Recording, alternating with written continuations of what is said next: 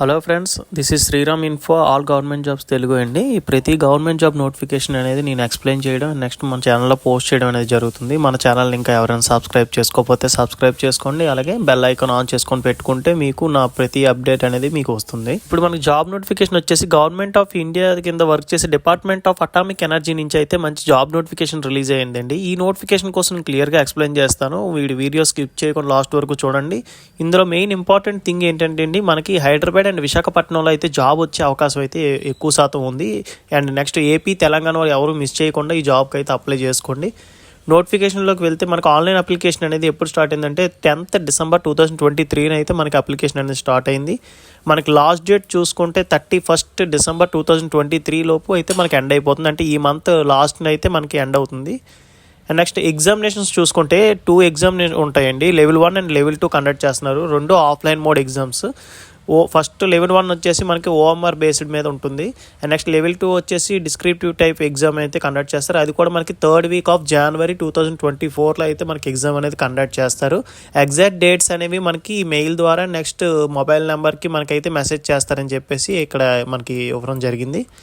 Next ఇక్కడ చూస్తే women's are encouraged to apply, అంటే ఉమెన్స్ ఎవరైనా ఉంటే వాళ్ళని కూడా ఎంకరేజ్ చేస్తున్నాం అప్లై చేసుకోవడానికి. అంటే బోత్ మెయిల్ అండ్ ఫీమేల్ ఎవరైనా అప్లై చేసుకోవచ్చు ఈ అప్లికేషన్కి. ఇది ఆన్లైన్ అప్లికేషన్ మోడ్ అండి. మనకి పోస్టులు చూసుకుంటే junior purchase assistant and next junior store keeper మనకి అప్లికేషన్లు అయితే పడ్డాయి.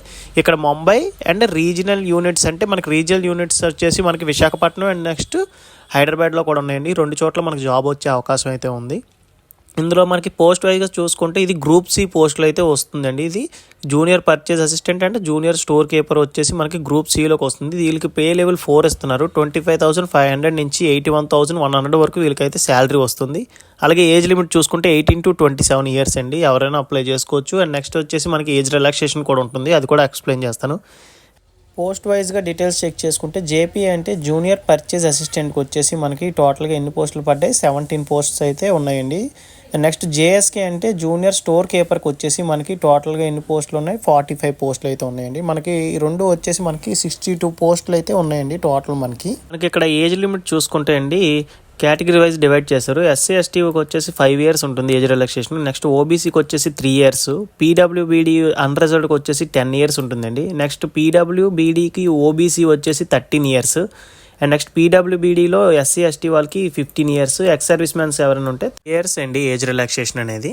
మనం ఇక్కడ ఎడ్యుకేషన్ క్వాలిఫికేషన్ డీటెయిల్స్ చెక్ చేసుకుంటే అండి ఫస్ట్ వచ్చేసి మనకి బీఎస్సీ వాళ్ళు అయితే దీనికి అప్లై చేసుకోవచ్చు. నేను కింద మెన్షన్ చేసాను చూడండి. ఆర్ డిప్లొమా ఇన్ ఎలక్ట్రికల్ వాళ్ళు అప్లై చేసుకోవచ్చు, EEE స్టూడెంట్స్. ఆర్ ఈసీ అంటే ఎలక్ట్రానిక్స్ వాళ్ళు అప్లై చేసుకోవచ్చు. నెక్స్ట్ మెకానికల్ వాళ్ళు కూడా అప్లై చేసుకోవచ్చు. లేదనుకుంటే సిఎస్సి వాళ్ళు కూడా అప్లై చేసుకోవచ్చు అండి. ఈ 4 categories వాళ్ళు ఎవరైనా సరే దీనికి అప్లై చేసుకోవచ్చు. అండ్ నెక్స్ట్ ఇక్కడ నోట్ ఏమి ఇచ్చారంటే మనకి ఈ క్లోజింగ్ డేట్ లోపు మన ఎడ్యుకేషన్ క్వాలిఫికేషన్ అనేది కంప్లీట్ అయ్యి ఉండాలని చెప్పేసి మనకి ఇచ్చారు. నెక్స్ట్ ఆన్లైన్ అప్లికేషన్ అండి ఇది. ఇదిగోండి ఈ వెబ్సైట్ ద్వారా అయితే మీరు వెళ్ళి అప్లై చేయాల్సి ఉంటుంది. నేను అది ఓపెన్ చేసి మీకు చూపిస్తాను ఎలా ఉంటుందో. నెక్స్ట్ అది కూడా ఎప్పుడంటే క్లోజ్డ్ డేట్ లోపు అయితే మనం అప్లై చేసుకోవాలి, 31st December 2023 లోపు. నెక్స్ట్ దీనికి 2 levels ఎగ్జామ్స్ అని కండక్ట్ చేస్తారని చెప్పాను కదండి. Level 1 వచ్చేసి మనకి మార్నింగ్ ఉంటుంది. Level 2 వచ్చేసి ఆఫ్టర్నూన్ వెంటనే అయితే మనకు కండక్ట్ చేయడం అనేది జరుగుతుంది.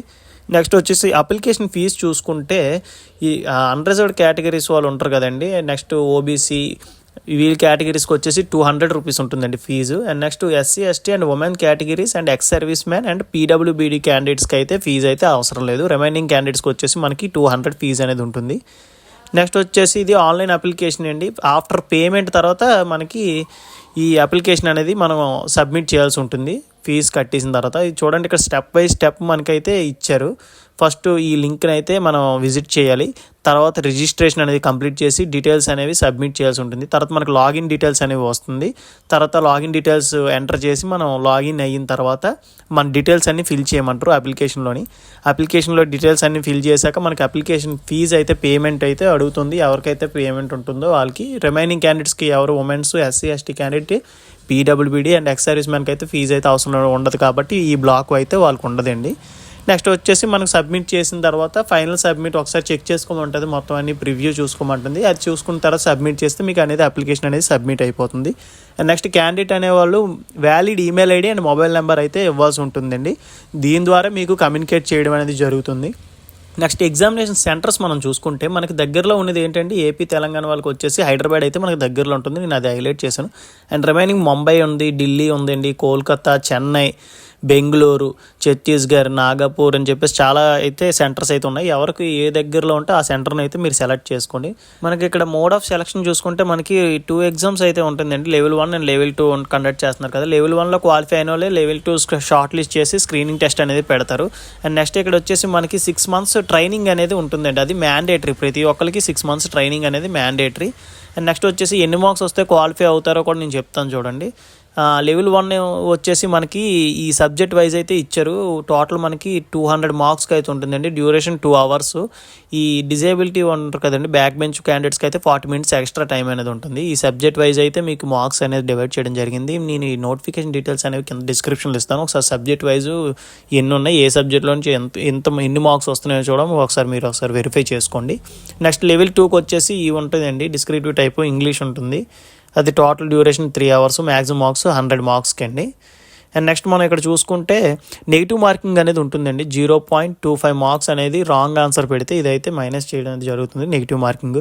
Next qualify exam level 1 exam చూసుకుంటే 40% ఫర్ జనరల్ ఈడబ్ల్యూఎస్ క్యాండిడేట్స్కి అయితే 40% మార్క్స్ అయితే మనం గెయిన్ చేయాలి ఉంటుంది. And next 33% marks for SC, ST and OBC, పీడబ్ల్యూబీడీ అండ్ ఎక్స్ సర్వీస్ మ్యాన్ క్యాండిడేట్స్కి వచ్చేసి మనకి 33 marks స్కోర్ చేస్తే సరిపోతుంది. అలాగే లెవెల్ 2కి వచ్చేసి మనకి 50% మార్క్స్ అనేవి గెయిన్ చేయాలండి జనరల్ అండ్ ఈడబ్ల్యూఎస్ క్యాండిడేట్స్కి. And next 40% for SC and OBC, పీడబ్ల్యూబీడీ అండ్ ఎక్స్ సర్వీస్ మ్యాన్స్కి అయితే మనకి 40% వస్తే సరిపోతుంది. ఇది చాలా మెయిన్ ఇంపార్టెంట్ పాయింట్ అండి, ఇది మిస్ చేయొద్దు. చూడండి, బాండ్ అగ్రిమెంట్ అనేది ఉంటుందండి. ఆఫ్టర్ 6 months ట్రైనింగ్ తర్వాత 3 years బాండ్ మీద మనం అయితే సైన్ చేయాలి. 3 years మీ దగ్గర కంటిన్యూస్గా వర్క్ చేస్తామని చెప్పేసి. ఇది కాంట్రాక్ట్ బేస్డ్ కాదండి. 3 years తర్వాత మిమ్మల్ని తీసేయడం అలాంటివి ఏంటి జరగదు. కానీ 3 years మేము కంటిన్యూస్గా మీ దగ్గర మానేయకుండా వర్క్ చేస్తామని చెప్పేసి మనం అయితే ఇక్కడ సైన్ చేయాలి. ఒకవేళ మనం బాండ్ బ్రేక్ చేసినట్టయితే మన ట్రైనింగ్ మీద ఖర్చు పెడతారు కదండి, మన మీద మనీ అంతా మనం అయితే బ్యాక్కి పే చేసినట్టయితే మనం అయితే బాండ్ అయితే బ్రేక్ చేయొచ్చు. ఈ ఇంపార్టెంట్ పాయింట్ ఎవరు మిస్ చేయొద్దండి.